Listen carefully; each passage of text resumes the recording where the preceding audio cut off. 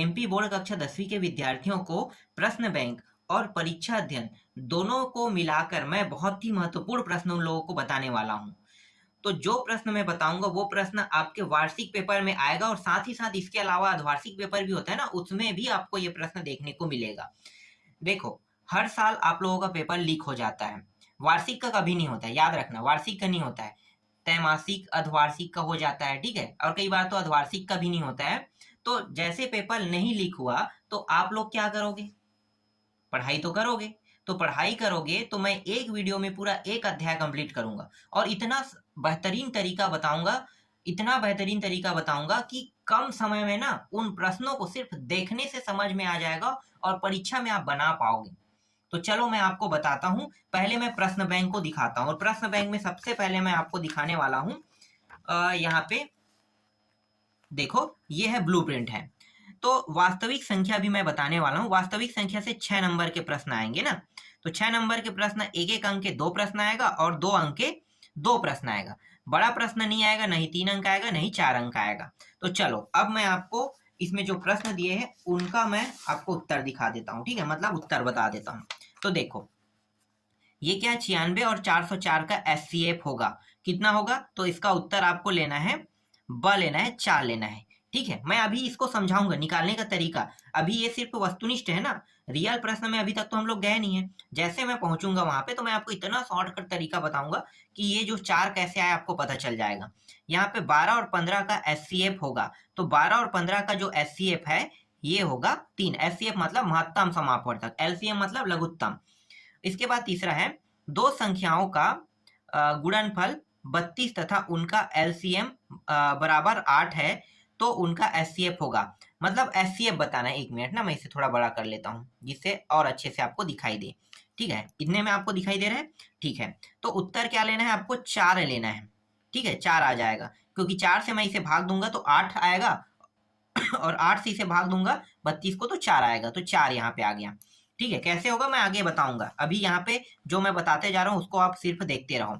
4 और 7 का महत्तम समापवर्तक, 4 और 7 का महत्तम समापवर्तक यहाँ पे 1 लेना है, ठीक है, क्योंकि ये सिर्फ दोनों संख्या एक ही जो है वो इसे भाग कर सकता है।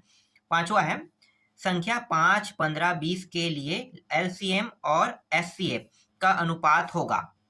तो एलसीएम और एचसीएफ का दोनों का अनुपात बताना है ना, तो इसका उत्तर हो जाएगा, आपको लेना है यहाँ पे 12:1 लेना है। अभी सिर्फ उत्तर देखो, मैं ट्रिक बताऊंगा तो ये सारे प्रश्न ऑटोमेटिक आपको समझ में आ जाएगा। निम्नलिखित में से कौन सी अपरिमेय संख्या है? अपरिमेय संख्या बताना है, तो कौन सी अपरिमेय संख्या है? तो यहाँ पे आपको लेना है ये तीनों है, ठीक है, क्योंकि अंडर रूट के अंदर है और जो भी अंडर रूट के अंदर में होता है अगर वो बाहर नहीं आ सकता अंडर रूट से तो उसका मतलब वो सभी के सभी अपरिमेय संख्या है। 12, 15, 21 का लघुत्तम समापवर्तक कितना होगा भाई? 12, 15 और 21 का लघुत्तम समापवर्तक, तो इसका जो लघुत्तम समापवर्तक है वो होगा 420 होगा। मैं बताऊंगा इसका ट्रिक और तरीका, अभी सिर्फ उत्तर ले लो। इसके बाद है, यदि दो संख्याओं का गुणनफल 135 तथा उनका एचसीएफ 3 हो तो उनका एलसीएम होगा। तो एलसीएम कितना होगा? तो यहाँ पे आपको उत्तर लेना है, लेना है 45, ठीक है। 17, 23 और 28 का एचसीएफ होगा, तो इसका एचसीएफ कितना होगा? इसका एचसीएफ होगा 1 होगा। 11 और 13 का एचसीएफ होगा, तो इसका एचसीएफ कितना होगा? तो इसका एचसीएफ होगा 1 होगा। तो कहाँ पे 1? यहाँ पे 1 है, ठीक है। आगे देखो, 8, 9 और 25 का एलसीएम होगा। एलसीएम मतलब लघुत्तम समापवर्तक, तो एलसीएम यहाँ पे हो जाएगा 1800 हो जाएगा। फिर 5 माइनस अंडर 2 कौन सी संख्या है? परिमेय है कि अपरिमेय है? तो सीधी सी बात है, यहाँ पे अपरिमेय संख्या लेना है। ये दोनों कभी नहीं हो सकता, हमेशा अपरिमेय रहेगा या तो अपरिमेय रहेगा, ठीक है। इसके बाद देखो 13वां प्रश्न, 15, 20 का एलसीएम होगा, तो इसका उत्तर आ जाएगा 60 आ जाएगा, ठीक है। ये समझ में आ गया। अब मैं आपको कुछ ऐसे प्रश्न दिखा देता हूँ जो परीक्षा अध्ययन में है। तो परीक्षा अध्ययन को भी नहीं छोड़ेंगे क्योंकि परीक्षा अध्ययन से भी प्रश्न आते हैं, ठीक है। यही तो महत्वपूर्ण जानकारी है कि मैं कोई भी कंडीशन से आप लोगों के नंबर को कम होने नहीं दे सकता। जितना नंबर आपको चाहिए पूरे में पूरे, ठीक है। यहाँ से 6 नंबर के प्रश्न आए तो 6 में 6 पाओ, लेकिन बाई चांस आप पेपर के इंतजार करते हैं कि लीक हो जाए, ऐसा हो जाए, तो अच्छी बात है, लेकिन वो होगा नहीं। तो आप लोगों को नुकसान है, जो बता रहे हैं वो आपको पढ़ना ही पड़ेगा, ठीक है, क्योंकि ये 100% विश्वास से बता रहे हैं कि आएगा ही आएगा, नहीं आने की कोई मतलब कहते हैं ना कि आने की गारंटी दे सकता हूँ, नहीं आने की कोई गारंटी नहीं है, मतलब आएगा ही आएगा, तो आएगा कह के मैं आपको बता रहा हूँ, तो आपको इसे पढ़ना ही पड़ेगा। चलो देख लेते हैं। यहाँ पे किसी पूर्णांक m के लिए प्रत्येक सम पूर्णांक का रूप होगा, तो उत्तर क्या लेना है, उत्तर लेना है 2m होगा, ठीक है। इसे हल करके मैंने बताया भी था। किसी पूर्णांक q के लिए प्रत्येक विषम पूर्णांक का रूप होगा, तो यहाँ पे उत्तर आपको क्या लेना है, 2q+1 लेना है, ठीक है। इसका उत्तर ये हो जाएगा, इसका उत्तर ये हो जाएगा, ठीक है। तीसरा देखो, वह बड़ी से बड़ी संख्या 70 125 को विभाजित करने पर क्रमशः 5 एवं 8 शेषफल बचते हैं, निम्न है, ठीक है। तो उत्तर क्या लेना है, यहाँ पे उत्तर लेना है 13 लेना है। इसके बाद देखो, ये दो प्रश्न दिए, ए का मान है, ये बी का मान है, और यहाँ पे क्या लिखा हुआ है, यहाँ पे एक्स और वाई अभाज्य संख्या है, तब HCF AB, तो इसका उत्तर क्या होगा, इसका उत्तर हो जाएगा, ये हो जाएगा, ठीक है। यहाँ से x निकल गया और यहाँ पे y से y वर्ग, ठीक है। देखो HCF का मतलब क्या होता है पता है, HCF का मतलब होता है कि जो आप लोग, चलो मैं बाद में बताऊंगा, अभी प्रश्न देख लो, ठीक है। उभयनिष्ठ जो कहते हैं ना, वही उसका क्या होगा, HCF होगा, समझ लो। उभयनिष्ठ को हम क्या कहते हैं, HCF कहते हैं। यदि दो धनात्मक पूर्णांक p और q निम्न की तरह व्यक्त किए जाए, तो p बराबर AB² एवं q बराबर A3b, जहां a एवं b अभाज्य संख्या है, तब LCM PQ होगा। तो उत्तर क्या लेना है, पांचवा में आपको C लेना है, ठीक है, ये होगा। इसी तरह से एक अशून्य परिमेय संख्या एवं एक अपरिमेय संख्या का गुणनफल होगा, तो उत्तर क्या लेना है, यहाँ पे देखो 4 ऑप्शनों में से आ जाएगा, छठवां में A आ जाएगा, सदैव अपरिमेय होता है, ठीक है। वह छोटी से छोटी संख्या 1 से 10 की सभी संख्याओं से विभाज्य होती है, तो उत्तर लेना है 100, ठीक है। 10 की सभी संख्याओं से यही बस संख्या जो है यहाँ पे भाग हो सकता है, ठीक है। अब मैं आगे दिखाता हूँ आपको, यहाँ पे कुछ रिक्त स्थान है, ठीक है, ये है रिक्त स्थान, 1 मिनट, ठीक है। देखो यहाँ पे रिक्त स्थान देख लेते हैं, तो रिक्त स्थानों की पूर्ति कीजिए में। देखो पहला प्रश्न क्या है, 8 9 25 का HCF होगा, तो HCF बताना बहुत आसान है, इसका HCF 1 होगा, ठीक है, उत्तर 1 ले लो। √2 क्या है, अपरिमेय है, सीधी सी बात है, अपरिमेय लिखो, अपरिमेय संख्या है। ये दोनों का HCF बताना है, इसका HCF कितना होगा, इसका HCF होगा 45। मैं बताऊंगा कैसे HCF निकालते हैं, कैसे LCM निकालते हैं, बहुत आसान हो जाएगा। ये भी क्या है, ये भी अपरिमेय संख्या है, क्योंकि ये जो 2 अंडर रूट से बाहर नहीं आ सकता, तो मतलब ये भी अपरिमेय संख्या है, ठीक है। इसमें मैं बता रहा हूँ, और परीक्षा बोर्ड में भी जो रिक्त स्थान है, वहां से प्रश्न बनने की संभावना बहुत कम है, इसलिए उसे मैं नहीं बता रहा हूँ, ठीक है। आगे देखते हैं, यहाँ पे सत्य असत्य दिया हुआ है, तो सत्य असत्य में देखो पहला प्रश्न क्या है, एक प्राकृतिक संख्या का अभाज्य गुणनखंड उसके गुणनखंडों के क्रम को छोड़ते हुए अद्वितीय होता है, तो अद्वितीय होता है, तो ये कथन सत्य है कि सत्य है, ये कथन सत्य है, मैं सत्य लूंगा। प्रत्येक अपरिमेय संख्या एक वास्तविक संख्या होती है, तो ये भी सत्य है, इसे सत्य ले लो, ठीक है। प्रत्येक वास्तविक संख्या एक अपरिमेय संख्या होती है, तो ये क्या है, ये असत्य है, ठीक है। असत्य को मैं गुणा के रूप में लिखूंगा, ठीक है। आप लोगों को सत्य सत्य लिखना है, ये शॉर्टकट तरीका है, लिखने की जगह में मैं सिर्फ चिन्ह बता रहा हूँ। तो 15 21 का LCM 105 होता है, क्या ये सत्य है, ये सत्य है, ठीक है। ये क्या है, परिमेय संख्या, ये गलत है, अपरिमेय संख्या है, इसे असत्य लेना है, क्योंकि अंडर रूट जो है अंडर रूट के अंदर 2 है, 2 संख्याओं का गुणनफल उनके HCF और LCM के गुणनफल के बराबर होता है, तो ये सत्य है कि असत्य है, ये सत्य है।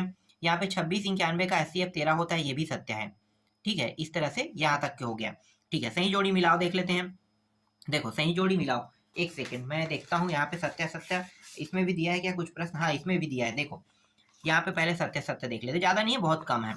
प्रत्येक प्राकृतिक संख्या पूर्ण संख्या होती है, ये सत्य कह रहा है, क्या सत्य है। उसके बाद है प्रत्येक पूर्णांक संख्या प्राकृतिक संख्या होती है, यह सत्य है, ठीक है, ऐसा नहीं होता है। प्रत्येक परिमेय संख्या वास्तविक संख्या होती है, तो ये क्या है, ये सत्य है। इसके बाद प्रत्येक वास्तविक संख्या अपरिमेय संख्या होती है, यह सत्य है, ठीक है। और ये वाला जो मान है इसका क्या हो जाएगा, प्रत्येक पूर्णांक p/q के रूप में व्यक्त किया जाता है, जहाँ p और q का कोई पूर्णांक लेकिन q बराबर 0 नहीं है, तो ये सत्य है, ठीक है। √2 क्या है, परिमेय, यह सत्य है, अपरिमेय होगा, ठीक है। इस तरह से अब देखते हैं यहाँ पे सही जोड़ी मिलाओ दिया हुआ है, तो यहाँ पे सही जोड़ी मिला में 306 और 667 का एचसीएफ कितना होगा, तो इसका एचसीएफ होगा, यहाँ पे मैं मिला देता हूँ, 9 होगा। ठीक है, अंडर 2 क्या है, ये अपरिमेय संख्या है। 9 और 27 क्या हो गया, एलसीएम क्या हो गया, 27 हो गया। इस तरह से ये बन गया। ठीक है, इसमें भी कुछ प्रश्न दिए हुए हैं, इसको भी ले लेते हैं, सही जोड़ी मिलाओ को छोड़ेंगे नहीं।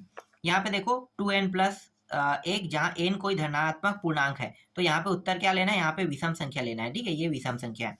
जहाँ 2m, जहाँ m कोई धनात्मक पूर्णांक है, तो इसका मतलब क्या है, ये सम संख्या होगा। जब वो विषम हो रहा है तो ये सम होगा। एक अगर इसमें भी लग जाता तो क्या होता, ये भी विषम बन जाता।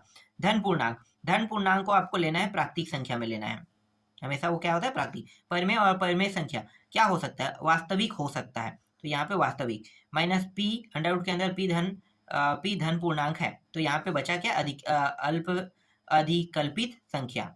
ठीक है, जो आएगा उसी को मैं बता रहा हूँ आपको। और यहाँ पे देखो कुछ खाली स्थान यहाँ पे और दिया हुआ है, जैसे कि ये वाला है ना, तो यहाँ पे क्या आ जाएगा, अभी जैसे बताया था ना, सत्य वाले में लिया था, तो यहाँ पे क्या आ सकता है, छठवां में आ सकता है, लघुत्तम समापवर्तक होगा। यहाँ पे कोई पीवट क्यू के भाज्य पूर्णांक ये प्रश्न आ सकता है। एससीएफ वाला ये आया हुआ है तो आएगा नहीं, तो इसे हम क्या कहेंगे, एक परिमेय संख्या ये, और ये हो जाएगा a गुणित b हो जाएगा। ठीक है, चलो ये प्रश्न आने की संभावना नहीं है, इसको छोड़ दो। जो प्रश्न मैंने अभी बताया वही इंपॉर्टेंट है। ठीक है, आगे देखते हैं। एक शब्द एक वाक्य में उत्तर देख लेते हैं। देखो, एक शब्द एक वाक्य में उत्तर, यहाँ पे क्या है, 94 और 404 का एससीएफ लिखे तो इसका 4 होगा उत्तर। एक सेकंड, इसका कितना है, 4 और ये, ठीक है 4 होगा। ठीक है, तो इसका 4 ले सकते हैं, तो एससीएफ पूछा है यहाँ पे। ठीक है, 4। इसके बाद दूसरा प्रश्न क्या है, दूसरा प्रश्न है 56 के अभाज्य गुणनखंड। अभाज्य गुणनखंड बताना है, तो इसका उत्तर क्या हो सकता है, इसका उत्तर हो सकता है इस तरह से। देखो यहाँ पे दिया हुआ है दूसरा का 2, ये 3, ये हो जाएगा। ठीक है, चलो तीसरा देखते हैं। इसके बाद देखो तीसरा प्रश्न कहाँ पे है, दो प्राकृतिक संख्याओं के एचसीएफ और एलसीएम में क्या संबंध है, तो उत्तर क्या लेना है। देखो एचसीएफ a इंटू बी, मतलब इस तरह से, गुणित एलसीएम ए बी, इस तरह से लिखते हैं, और इसे और कैसे लिखते हैं, a गुणित b के फॉर्म में लिखते हैं। ठीक है, ये खाली स्थान में आया था 2022 में। इसके बाद 6, 12, 30 का एलसीएम कितना होगा, तो इसका एलसीएम होगा 30 हो जाएगा। एक मिनट, यहाँ पे बैटरी डाउन हो गया क्या, ठीक है, यहाँ पे अब दिखाई दिया। ठीक है, तो यहाँ पे उत्तर आ जाएगा, कितना आ जाएगा, यहाँ पे चौथा का 60 आ जाएगा। ठीक है, यहाँ पे 60 है। देखो ये क्या है, अपरिमेय संख्या है क्या ये, हाँ, यहाँ पे हाँ लेना है। √5 क्या है, अपरिमेय संख्या है। फिर 8, 9 और 25 का एचसीएफ कितना होगा, तो इसका एचसीएफ कितना होगा, तो छठवां में 1 लेना है, और यहाँ पे 505 के अभाज्य गुणनखंड लिखे, तो इसके अभाज्य गुणनखंड देखो 5, यहाँ पे देखो 5, 7, 11 और 13 है इसका उत्तर। सभी को उत्तर मिल गया। ठीक है, अब आते हैं मेन प्रश्न में, जो मैं आपको बताना चाहता था। ठीक है, और इसमें भी कुछ यहाँ पे दिया है, इसको ऐसे ही देख लो, एक शब्द एक वाक्य में उत्तर, इसका उत्तर लगा हुआ है। ठीक है, यहाँ से बनने के चांसेस बहुत कम है, फिर भी हम छोड़ नहीं सकते। 2 प्रश्न यहाँ से आना है, और 2 प्रश्न के लिए इतना पढ़ रहा है तो बहुत है भाई। एक बार बस एक वीडियो को एक बार पढ़ना है, एक बार देखना है पूरा, उसके बाद सब समझ में आ जाएगा हर चीज। ठीक है, तो एक शब्द एक वाक्य में उत्तर देख लिए, और मैंने बता भी दिया है। अब देखो मैं आपको समझाता हूँ। इससे अध्याय से सिर्फ 3 ही टाइप के प्रश्न बनेंगे, 3 टाइप के। एक तो एचसीएफ एलसीएम एक टाइप हो गया, एक अभाज्य गुणनखंड हो गया, और एक अपरिमेय हो गया। इन तीनों के अलावा कोई प्रश्न नहीं बनेगा। अब तीनों टाइप के प्रश्नों को अगर एक बार समझ जाते हो तो कभी भी यहाँ से 0 अंक प्राप्त नहीं करोगे, पूरे 6 में 6 पाओगे। ठीक है, तो 6 में 6 पाना है तो मैं आपको बताता हूँ। देखो यहाँ पे ये छठवां प्रश्न है, संख्या 135 और 225 का एचसीएफ ज्ञात कीजिए। तो ये पहले मैं यूक्लिड विभाजन में बता देता हूँ। ठीक है, यूक्लिड विभाजन में बना है तो मैं यूक्लिड विभाजन बता देता हूँ, सबसे आसान होता है यूक्लिड विभाजन। सबसे बड़ा संख्या कौन है, यहाँ पे देखो यूक्लिड विभाजन में जब भी बनाओगे तो सबसे बड़ा संख्या जो है वो क्या है, 225 है, और सबसे छोटा 135। तो मैं क्या करूंगा, यहाँ पे 200, यहाँ पे 25 लिखूंगा। अब 225 को मैं छोटे संख्या से भाग दूंगा, तो यहाँ पे 225 भागित कितना करूंगा, 135, यही करूंगा। तो कितने बार जा रहा है, 135 से एक बार जा रहा है ना, एक बार ये गया, ये एक बार गया।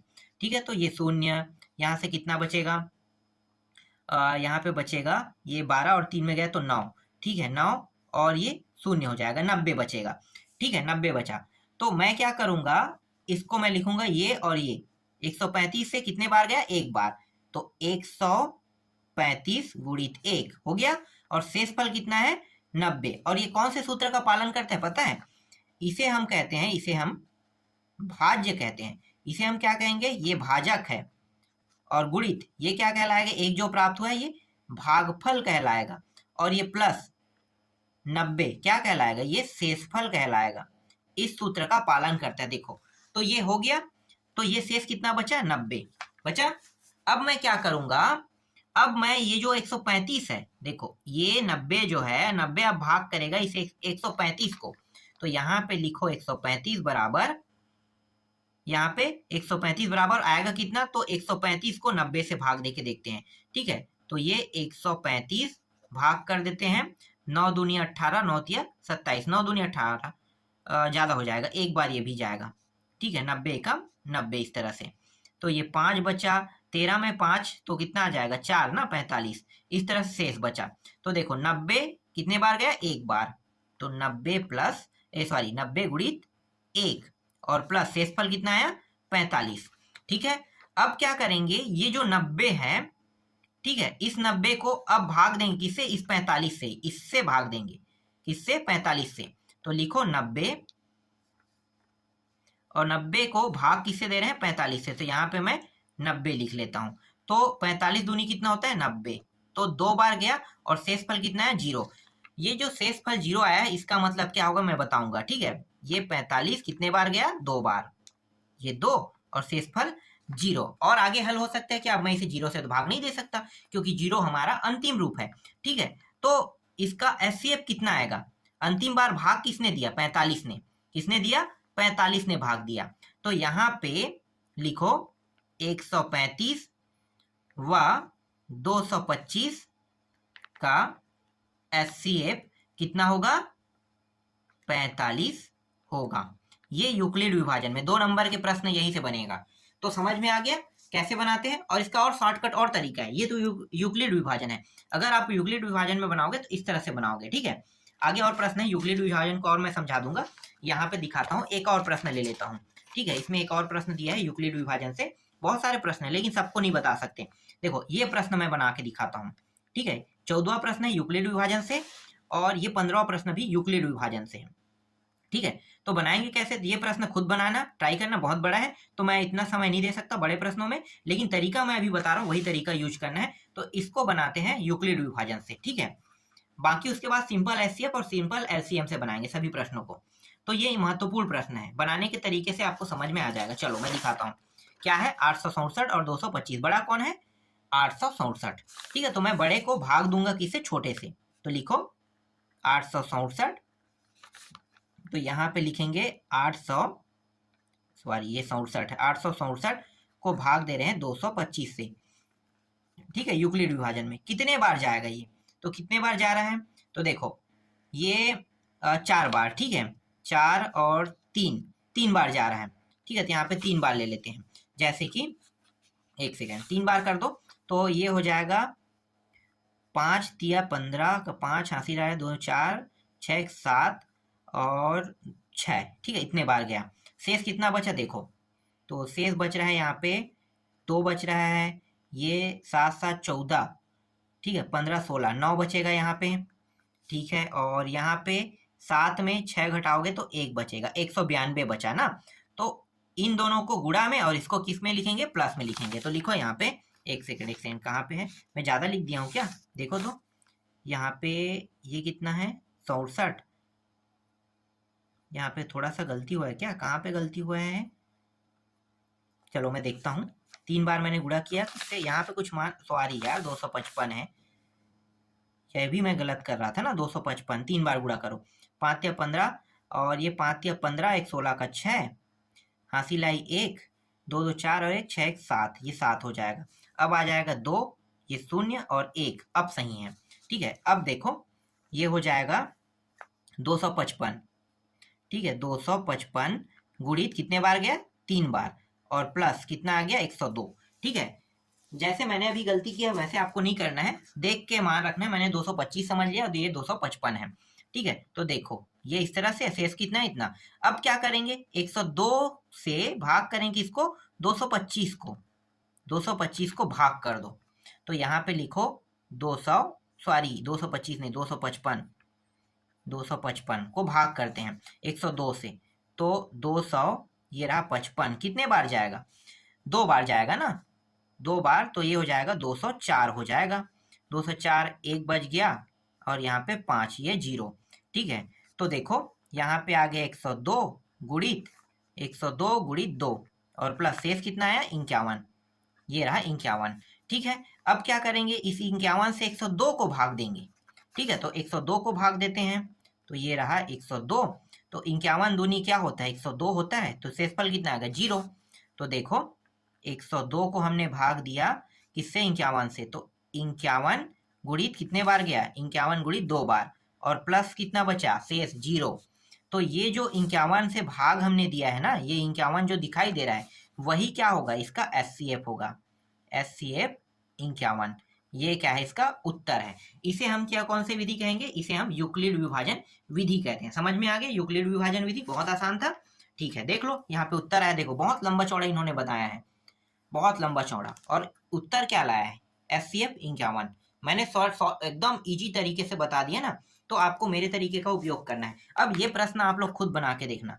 ठीक है, ये बड़ा संख्या है, इसको इससे भाग देना, और आपका SCF कितना आएगा मैं बता देता हूँ। उत्तर जो है, देखो इतना सारा हल करने के बाद उत्तर आया है कितना है? 4 आया, 4 ही आएगा, बना के देखना। ठीक है, ये 3 प्रश्न महत्वपूर्ण था। ठीक है, परीक्षा बोर्ड से आपको देखने की जरूरत नहीं है, ये यूक्लिड विभाजन समझ गए ना, तो और आपको समझने की जरूरत नहीं है, यूक्लिड विभाजन इतना काफी है। ठीक है, बन जाएगा, यूक्लिड विभाजन से प्रश्न आएगा तो। ठीक है, ये प्रश्न बैंक जो है ना, ये सिर्फ और सिर्फ आपको सिखाने और समझाने के लिए है। जरूरी नहीं है कि यहीं से प्रश्न आए, लेकिन प्रश्न यहीं से आएगा। ठीक है, ये कहने के लिए होता है। आगे दिखाता हूँ। ठीक है, यहाँ पे हो गया 7वां प्रश्न, देखते हैं। देखो ये क्या है? संख्या 140 को अभाज्य गुणनखंड के गुणनफल के रूप में व्यक्त कीजिए कह रहा है। ठीक है, गुणनफल के रूप में व्यक्त करो, कैसे करोगे अभाज्य गुणनखंड? तो इसका एक मैं ट्रिक बता देता हूँ। ये रहा 140, इसको गुणनखंड कर दो। सबसे छोटी संख्या से पहले करना है 2 से, तो 7 0। ठीक है, 2 से फिर भाग दो, 2 तिया 2 पंचे 35 आएगा। ठीक है, 35 बार में गया।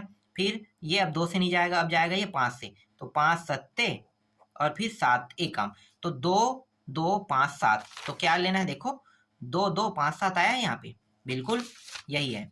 तो यहाँ पे इसे लिखो 2 गुणित 2 गुणित 5 गुणित 7। ठीक है, ये 2 बार आया है, तो 2 का वर्ग गुणित 5 गुणित 7। ठीक है, इसके बराबर कितना होता है? 140 होता है। ये रहा इसका उत्तर। देखो कितना आसान प्रश्न था, ये कंप्लीट हो गया। ठीक है, आगे देखो, सेम टू सेम ये भी बनेगा। जैसे मैंने अभी गुणनखंड किया, वैसे ही आपको गुणनखंड करना है। आपको और गुणनखंड करके दिखाने की जरूरत नहीं है, बन जाएगा ना, बिल्कुल बन जाना चाहिए। ये भी गुणनखंड वैसे ही करना है जैसे मैंने किया है। ठीक है, सबसे छोटी संख्या से पहले, उसके बाद 2 से हो गया, 2 से नहीं जाएगा तो फिर 3 से करके देखना, 3 से नहीं जाएगा 4 से, 4 से नहीं जाएगा तो उससे बड़े संख्या 5, 5 से नहीं जाएगा 6 से। ठीक है, जितनी संख्या से जाएगा उन सबसे गुणनखंड करके देखना। ठीक है, तो अंत में इस तरह से गुणनखंड आपको प्राप्त हो जाएगा। ठीक है, इसी तरह से ये भी प्रश्न वही है, गुणनखंड करना है। तो यहाँ पे 17, 19 और 23 से जा रहा है। ठीक है, 1 से नहीं जा रहा है, 2 से, 3 से, 4 से नहीं जा रहा है, मतलब डायरेक्ट 17 से जाएगा, फिर 19 से जाएगा, फिर 23 से जाएगा ये प्रश्न गुणनखंड करने पर। अब देखो यहाँ पे क्या है, अभाज्य गुणनखंड विधि से SCF निकालिए कह रहा है। अभाज्य गुणनखंड विधि, इसका बहुत शॉर्टकट तरीका मैं बताता हूँ। ये यूक्लिड विभाजन नहीं है ना, यूक्लिड विभाजन होता तो क्या करते? बड़े को छोटे से गुणा कर देते ना। तो मैं आपको दिखा रहा हूँ, बहुत आसान है, यही प्रश्न एग्जाम में आएंगे, ऐसे ही प्रश्न। तो 2 संख्या है, एक है 9 है और एक है 25, दोनों को एक साथ ले लो। अब दोनों को SCF का मतलब क्या है कि जो संख्या इस 9 को भाग करेगा वही संख्या 25 को भी भाग करेगा, यही है इसका ट्रिक। तो देखो एक कर रहा है क्या? एक कर रहा है दोनों को। 2 कर रहा है क्या? नहीं करेगा। 3 भी नहीं करे, 4 भी नहीं, 5 6 7 8 9, 9 तक तो कर नहीं रहा है, और 9 से बड़े संख्या अब ले नहीं सकते क्योंकि 9 एक संख्या 9 है, तो इसलिए एक ही इनको भाग करेगा। ठीक है, तो कितने बार गया? एक बार। तो SCF कितना आया? 1। देख लो कितना शॉर्टकट तरीका है, उत्तर देख लो, SCF 1 आया है। इसे हम अभाज्य गुणनखंड विधि कहते हैं। मैंने शॉर्टकट तरीका, इसके तरीकों को नहीं यूज किया, मैंने अपना तरीका यूज किया और एकदम शॉर्टकट तरीका बनाया। इसी तरह देखो यहाँ पे LCM कह रहा है 5 और 15, 5 और 15 LCM निकालना है, 5 और इस तरह से 15 एक साथ। SCF में क्या होता है कि ये दोनों संख्या ना, जैसे एक है इसको भी भाग कर रहा है, देखो इसको भी भाग कर रहा है और इसको भी भाग कर रहा है, लेकिन LCM में ऐसा नहीं होता है, ये अलग भाग होगा, ये अलग भाग होगा। ठीक है, पहले तो हम दोनों को साथ साथ ले लेते हैं। 5 एकम और 5 तिया हो गया, और भाग हो रहा है क्या यहाँ पे? नहीं हो रहा है। यहाँ पे करेंगे तो 1 से भाग होगा, तो 1 से भागो तो कोई वैल्यू नहीं है। ठीक है, तो मैं क्या करूंगा, एलसीएम में ये जो नीचे में संख्या है इसको गुणा के रूप में लिखेंगे। कैसे, देखो 5 गुणित 1 गुणित 3 तो कितना हो गया, 5 10 5 या 15, 15 आ गया, इसका उत्तर आएगा 15। लेकिन यहाँ पे उत्तर दिया है गलत, 45। 45 हो ही नहीं सकता, कितना होगा, 15 होगा। ठीक है, उत्तर 15 होगा। चलो आगे देखते हैं। इसके बाद देखो 92 और 510 का एचसीएफ ज्ञात कीजिए। सिंपल विधि बता रहा हूँ, ठीक है, शॉर्टकट एकदम विधि से मैं अभी हल कर रहा हूँ और शॉर्टकट विधि का ही आपको उपयोग करना है। चलो कितना कितना है, 92 और 510 को मैं दिखाता हूँ, एकदम शॉर्टकट विधि है। 92 और 510 एक बार और देख लेता हूँ, गलती मुझसे बहुत होता है वरना। देखो इस तरह से गुणनखंड करते हैं और एचसीएफ निकालना है। एचसीएफ निकालेंगे तो क्या करेंगे भाई, ये संख्या जिससे भाग जाएगा उसी संख्या 510 भी उसी से भाग जाएगा। तो 2 से तो दोनों जा रहे हैं ना, तो 2 से करते हैं। तो 2 चौके 2 एकम, फिर 2 दूनी 2 पंचे और 2 शून्यम। ठीक है, इतने बार गया। अब देखते हैं 41 वाला जो मान है वो भाग जा रहा है क्या, तो ये जो है किसी से भाग जा रहा है क्या, तो ये जो है वो किसी से भाग नहीं जा रहा है। तो इसका एचसीएफ कितना होगा, इसका एचसीएफ बराबर 2 होगा। ठीक है, चलो आगे देखते हैं। इसी तरह से देखो, ये तो मैंने बता दिया 14 और 15 प्रश्न ना। सीधा आ जाते हैं 16वां प्रश्न में आते हैं। ये रहा 16वां प्रश्न। इसके आने की संभावना नहीं के बतौर है, लेकिन मैं आपको सिर्फ इसका उत्तर दिखा रहा हूँ, सॉल्व करके नहीं बताऊंगा। ठीक है, जो आने की संभावना नहीं है उसको बताने की कोई वैल्यू नहीं है, और आप नहीं भी पढ़ोगे कोई भी दिक्कत नहीं है। ठीक है, और इसमें और कुछ एचसीएफ दिया हुआ है, मैं दिखाता हूँ। अब देखो ऐसे प्रश्न है, ये प्रश्न मैं परीक्षा बोर्ड से भी दिखाता, लेकिन परीक्षा बोर्ड के सारे प्रश्न इसमें है तो दिखाने की जरूरत ही नहीं परीक्षा बोर्ड को। ठीक है, मैं तो सिर्फ सिखाना चाहता हूँ आपको कि देखो 4, 16 और 20 दिया हुआ है, इसका एचसीएफ निकालना है। कैसे निकालोगे, तो यहाँ पे लिखो 4, 16 और 20, क्या निकालना है भाई, एचसीएफ। तो इन तीनों संख्याओं को एक ही संख्या से भाग जाना जरूरी है। 4 से ये जा रहा है, ये भी 4 से, ये भी 4 से, तो मैं कर देता हूँ।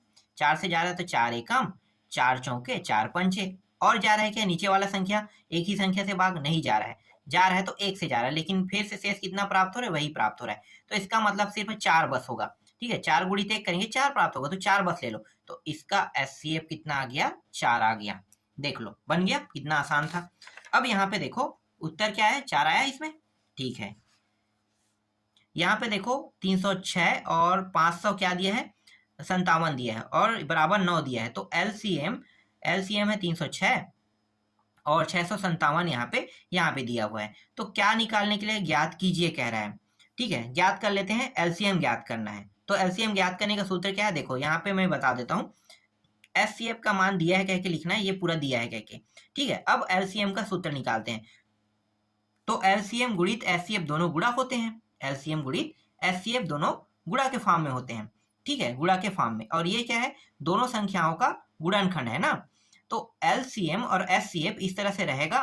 तो मैं निकालने वाला हूं एलसीएम, तो एचसीएफ कहाँ पे आ जाएगा, इसके नीचे में आ जाएगा। तो देखो दो संख्याओं का गुणनफल अपान एचसीएफ हो गया।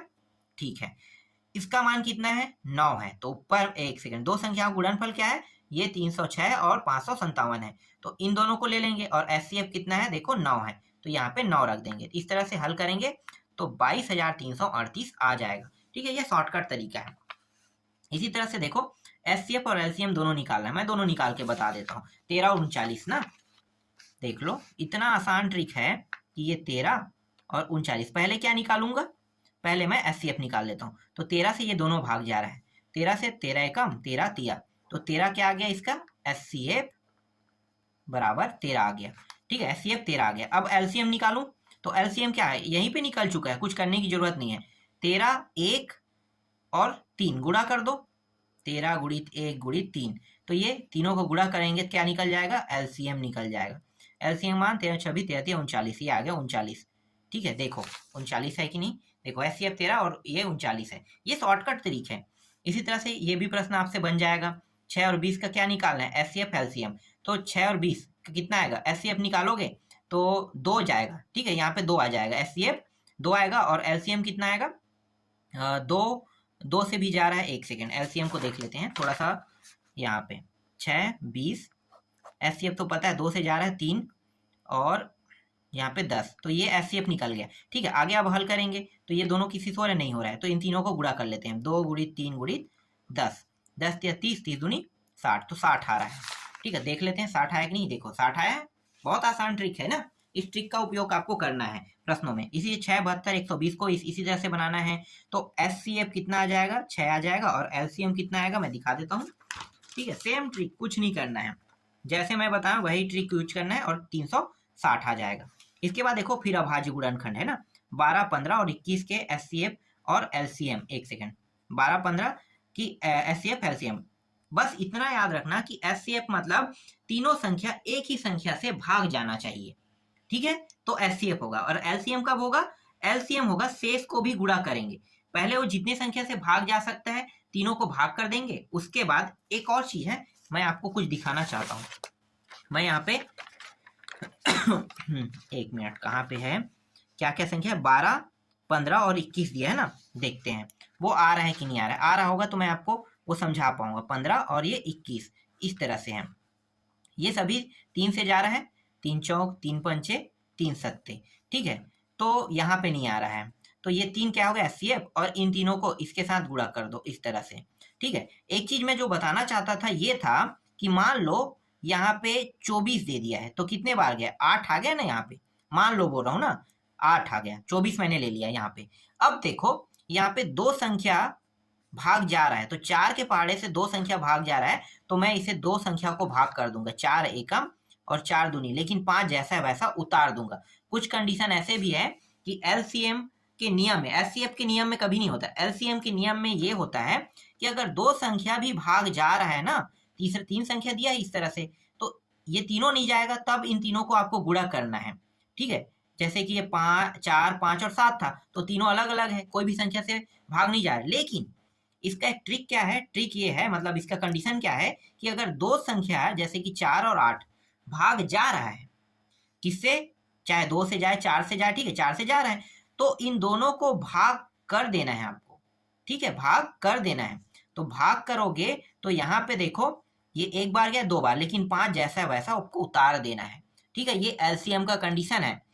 और जा रहा है कि कोई 2 संख्या यहाँ पे भाग देखो नहीं जा रहा है, तब आपको क्या करना है, गुणा करना है अब। ठीक है, अब ये दोनों गुणा, इसके बाद इसका गुणा, फिर इसका गुणा, फिर इसका गुणा, ऐसे करना है। ये इसका सही तरीका है, वरना आपसे प्रश्न गलत हो जाएगा। ठीक है, गलत नहीं होना चाहिए, इसीलिए मैं आपको बता रहा हूँ। ठीक है, यहाँ पे देखो कुछ इस तरह से भी दिया हुआ है, 7 गुणित 11 13 प्लस ये इस तरह से दिया हुआ है 7, और ये पूरा मान दिया है ना, भाज्य संख्या है। तो क्या करोगे इसका, देखो कुछ नहीं करना है, ये सब गुणा के रूप में 13 दिया हुआ है। ठीक है, इसके बाद देखो और 7, इसके बाद ये पूरा पहले हल कर लेना है, तो ये 13 13 6 ये प्राप्त हो जाएगा। इसके बाद जो नीचे वाला मान है उसको देखना है आपको, इस तरह से पूरा दिया है, और सबको लेकर पूरा हल करोगे तो ये 108 और 109 गुणित 5 बन जाएगा इस तरह से। ठीक है, कुछ नहीं, बस इतना ही बस करना है इसमें। और इससे रिलेटेड और कुछ प्रश्न दिया है क्या, यहाँ पे मैं देख लेता हूँ। मैंने आने वाले प्रश्नों को तो बता दिया है। ठीक है, तो ज्यादा कंजट नहीं करना है आपको, बस वही देखना है जो देखना है, जो बताना था। ठीक है, अभी अपरिमेय वाले मैं एक भी प्रश्न नहीं बताया हूँ, तो आपको जल्द ही अपरिमेय वाला बताऊंगा। ठीक है, यहाँ पे देखो ये वाला प्रश्न अभी बचा हुआ था, यहाँ पे 96 और 404 का एचसीएफ और एलसीएम निकालना है। ठीक है, तो दोनों चीज निकालना है। तो ये प्रश्न मैं जस्ट निकाल के आप लोगों को बताया है ना, बताया हूँ कैसे निकालते हैं। चलो एक बार और बता देते हैं।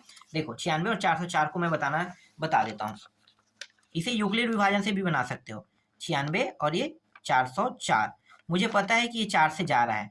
ठीक है, तो 4 दूनी 8 और 4 चौक 16, फिर ये 4 एकम 4 शून्य 4 एकम।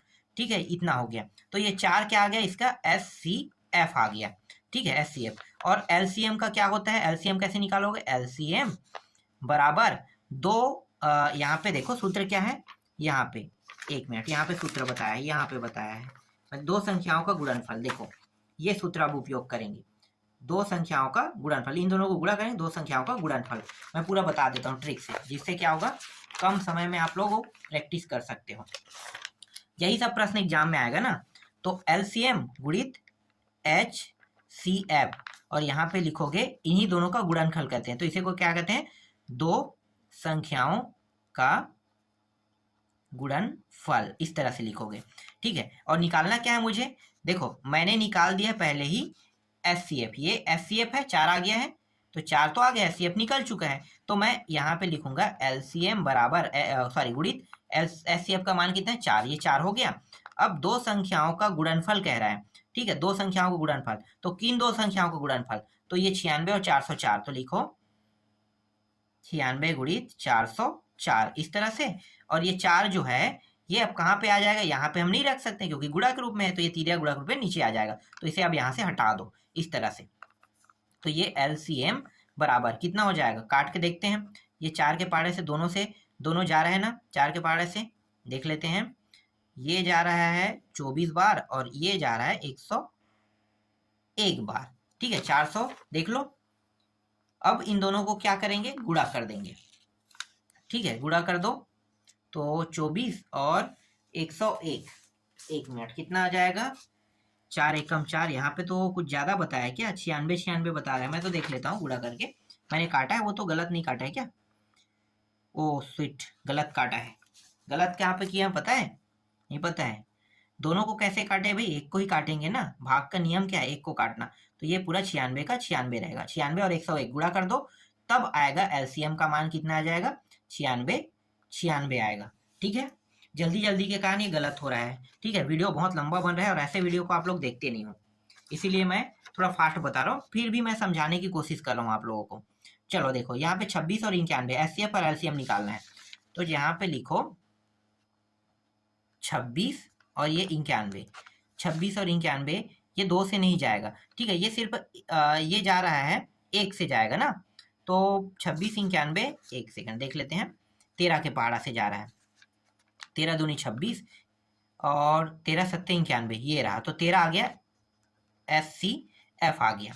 अब क्या करेंगे, LCM गुणित HCF बराबर क्या करते हैं भाई, दो संख्याओं का गुणनफल, संख्याओं का गुणनफल, तो LCM गुणित HCF का मान आया है 13, और दोनों संख्या क्या है, एक 26 है और एक 91 है, ठीक है, तो यहाँ पे LCM बस लिखेंगे, ये 13 कहाँ चला जाएगा, 26 गुणित 91 के नीचे में आ जाएगा इस तरह से, तो ये हो जाएगा LCM का मान आ जाएगा 13 एकम 13 दूनी 26, तो 91 दूनी कितना होता है, तो ये 2 9 दूनी 18, 182, यही क्या है इसका उत्तर है।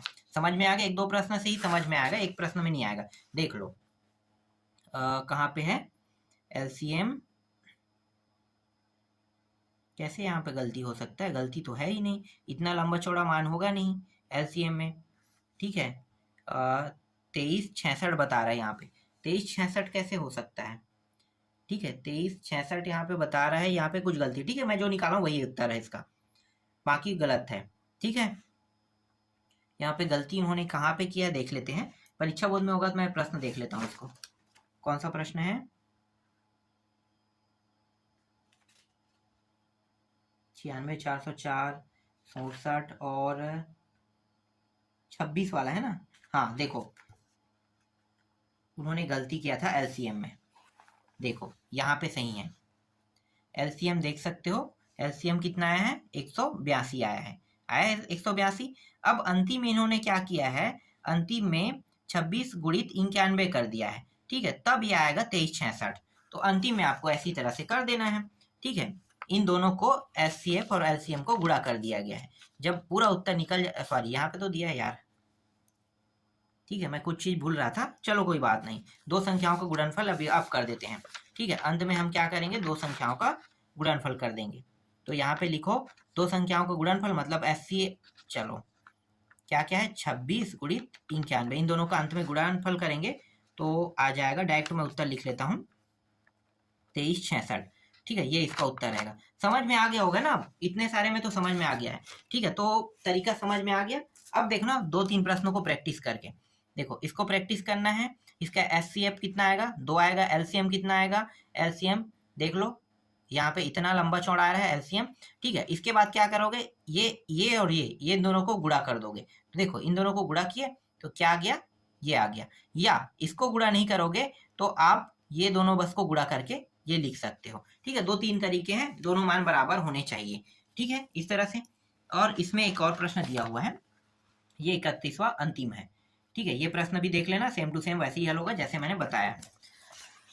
हाँ, अब जो बचा हुआ था प्रश्न, जो संभावना आने की एक तरीका और है ना, जो मैं परीक्षा बोर्ड से आपको बताने वाला हूँ। ये वाला प्रश्न देखो, ये परीक्षा बोर्ड से है ये प्रश्न। ठीक है, इस प्रश्न के बनाने के तरीके मैं बता दूं, बहुत इजी है। देखो, इसके विपरीत यह मान लेते हैं कि √5 क्या है, एक परिमेय। मानते बस है ना, ये रियल में तो अपरिमेय है, लेकिन मान लेते हैं कि परिमेय है। तो अतः हम ए और बी दो सहअभाज्य ऐसे लेते हैं कि √5 बराबर ए अपान बी। परिमेय संख्या को ऐसे लिखते हैं, ए अपान बी। ठीक है, बटा के रूप में लिखते हैं, तो ये बटा के रूप में परिमेय संख्या को लिख दिया। लेकिन बी का मान जो हर है, उसका मान कोई भी कंडीशन में 0 नहीं होगा ना। तो ये जो है वो तिर्यक गुणा होके बी के √5 के पास आ गया। देखो इस तरह से बचा क्या यहाँ पे, सिर्फ ए। अब दोनों को वर्ग करेंगे तो बी का वर्ग और 5 करनी के अंदर है, मतलब आधा है, तो आधा से पूरा 5 बन गया और ए का वर्ग हो गया। यहाँ तक समझ में आ गया। ए का वर्ग 5 से विभाज्य है, अर्थात ए 5 से विभाज्य है। ठीक है, 5 से विभाज्य है। विभाज्य मतलब 5 से भाग नहीं जा सकता। तो हम ए बराबर 5c ले लेते हैं। ठीक है, ए का मान हम क्या रखेंगे, जब ये 5 से भाग नहीं जा सकता तो ए का मान 5c ले लेते हैं। और इस मान को कहाँ पे रखेंगे, यहाँ पे। यहाँ पे रखेंगे तो ये होगा 5c का वर्ग हो जाएगा, क्योंकि यहाँ पे वर्ग है। देखो ये तो पूरा पूरा जैसा वैसा, लेकिन ए की जगह में 5c, तो वर्ग। तो इस तरह से 5c हो जाएगा, और 5 इसका वर्ग करेंगे 25, तो 25c का वर्ग हो जाएगा। तो ये 5 और 25 भाग हो जाएगा, तो कितना बचेगा, सिर्फ 5 बचेगा। तो यहाँ पे b का वर्ग बराबर 5c का वर्ग आ जाएगा। अब b के वर्ग 5 से विभाज्य, ये भी भाग नहीं जा रहा है, अर्थात b भी 5 से विभाज्य है। इसलिए a और b में कम से कम एक उभयनिष्ठ गुणनखंड 5 है। लेकिन इस तथ्य से विरोधाभासी है कि a और b दो सहअभाज्य पूर्णांक है। यह विरोधाभास त्रुटिपूर्ण कल्पना के कारण हुआ है। ठीक है, ये प्रश्न हो गए। अब सेम टू सेम ना, ये प्रश्न को भी बनाना और इस प्रश्न को भी सेम टू सेम हल करना है। जहां जहां पे √5 है वहां पे √2 रखना है, जहां जहां पे √5 है वहीं पे √3 भी रखना है, तो सेम टू सेम हल होगा। तो ये दोनों बन जाएगा आपसे। ठीक है, देखते हैं और है इसमें। देखो कुछ इस तरह से प्रश्न है, परीक्षा बोर्ड में दिया, तो मैं आपको इसे दे देता हूँ। 2 नंबर के प्रश्न है, ये प्रश्न के आने की संभावना नहीं के बतौर है। ठीक है, ये वाला। लेकिन यहाँ से ये प्रश्न इंपॉर्टेंट है, ये प्रश्न इंपॉर्टेंट है, ये दोनों आने की संभावना है। तो इसका उत्तर मैं दिखा देता हूँ। पहले मैं आपको पहले का दिखा देता हूँ, करनी 1/2 का उत्तर देख लो। सेम टू सेम है, वही a/b के रूप में लिखना है। इस तरह से हल करोगे तो ये विरोधाभास प्राप्त करेगा। सब में वैसा ही उत्तर बने, सब के सब एक समझ में आएगा, सब आ जाएगा। ठीक है, इसके बाद दूसरा देखो, ये रहा 7 √5 वाला है, वही a/b के रूप में लिखेंगे। इस तरह से पूरा वही सब चीज लिखोगे जो मैंने अभी जस्ट पहले में समझाया। ठीक है, ठीक, 1-2 समझ में आ जाएगा तो समझ में आ जाएगा पूरा। इस तरह से तीसरा का भी उत्तर मैंने दिखा दिया। चलो नेक्स्ट देखते हैं, चौथा। तीसरा का थोड़ा सा बचा हुआ था। ठीक है, चौथा अब देखो, ये रहा चौथा, पूरा दिखाई दे रहा है। चौथा का उत्तर भी मिल गया। 5वां का उत्तर दिखा देता हूँ, ये रहा 5वां, इसमें 5वां। अब ये अंतिम प्रश्न है। देखो करनी 5 वाला दिया है, ये अंतिम प्रश्न है। इसको कैसे बनाओगे, तो कुछ इस प्रकार से आपको हल करना है। ठीक है, तो ये क्या है, ये परिमेय संख्या। इस तरह से पूरा मैंने परीक्षा अध्ययन और परीक्षा प्रश्न बैंक दोनों को मिलाकर पूरे प्रश्नों को आपको समझा दिया है। तो जैसे मैंने बताया वैसे ही आपको क्या करना है, बनाना है। तो जितने नंबर के प्रश्न यहाँ से आएगा वो पूरा फिक्स हो गया है अब।